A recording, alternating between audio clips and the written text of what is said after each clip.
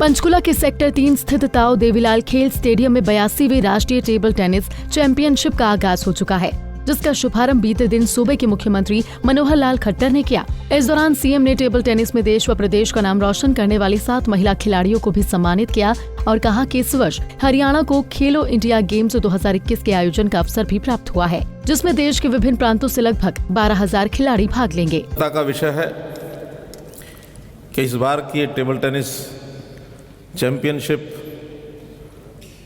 इसकी जो टूर्नामेंट है ये हरियाणा में आयोजित की जा रही है और ये स्थान जहाँ हम आए हैं इसको एक प्रकार का हम हरियाणा का खेल गांव भी कह सकते हैं, क्योंकि जिस परिसर में हम कार्यक्रम कर रहे हैं वह अपने आप में राष्ट्रीय स्तर का एक खेल स्थल है और आने वाले दिनों में इसी वर्ष में देश भर का एक बड़ा कार्यक्रम खेलो इंडिया कार्यक्रम, जिसमें 12,000 खिलाड़ी और उनके साथ प्रबंधकगण और सहयोगी वो सब यहाँ उपस्थित होने वाले हैं। तो हरियाणा को एक गौरव है इस बात का कि देश प्रदेश की राजधानी चंडीगढ़ के साथ लगता हुआ हमारा ये महानगर, इसमें इस प्रकार की फैसिलिटीज़ हैं कि बड़े बड़े कार्यक्रम यहाँ अब हुआ करेंगे। इस अवसर पर मैं सभी आई हुई टीमें, हमारी जो खिलाड़ी टेबल टेनिस की बहनें, इनका सबका स्वागत करता हूं, अभिनंदन करता हूं।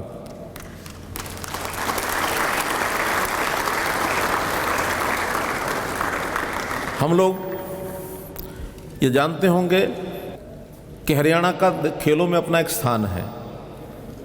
देश भर में जितने मेडल आते हैं, जितने खिलाड़ी अच्छी उपलब्धियां प्राप्त करते हैं, उसमें 50% से अधिक सम्मान जो है वो हरियाणा के खिलाड़ी लेकर के आते हैं। उसका सीधा सा कारण है कि यहाँ के खिलाड़ियों में, हमारे नौजवानों में, हमारे छात्र छात्राओं में खेलों के प्रति बहुत आकर्षण है। गांव-गांव में खेलों को, परंपरागत खेलों को खेलने का अभ्यास है। बचपन से ही खेल सीखते हैं और न केवल गांव में अपने आप सीखते हैं, बल्कि हमारी जो एजुकेशनल इंस्टीट्यूशंस हैं। इस अवसर पर सीएम के साथ शिरकत करने पहुंचे प्रदेश के डिप्टी सीएम दुष्यंत चौटाला ने बताया कि पिछले 4 सालों में फेडरेशन के कर्मचारी, कोच और खिलाड़ियों की मेहनत के परिणाम स्वरूप टेबल टेनिस में एक नया आयाम स्थापित किया गया है।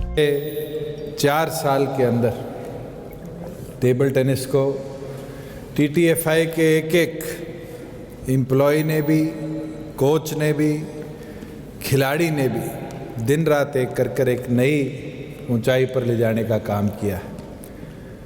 मुझे याद है 2000 के अंदर जब डॉक्टर अजय सिंह चौटाला जी TTFI के अध्यक्ष बने थे, उस समय किसी भी लेवल पर मेडल टैली में हिंदुस्तान का नाम गिना नहीं जाता था, सिर्फ क्वालिफिकेशन में गिना जाता था। मगर पिछले 2 दशक के सफ़र में हम 1 मेडल, 2 मेडल किसी इंटरनेशनल टूर्नामेंट तक पहुँचे और ओलंपिक क्वालिफिकेशन के अंदर हमारे कदम उठे। 2008 के अंदर पहली बार हमारे 6 प्लेयर्स ओलंपिक्स के लिए क्वालिफाई हुए और वो सफ़र यूँ ही बढ़ता गया। रिटायर्ड IAS प्रभात जी हमारे अध्यक्ष बने, उनने भी इस खेल के अंदर एक नई मुकाम को छूने का काम किया।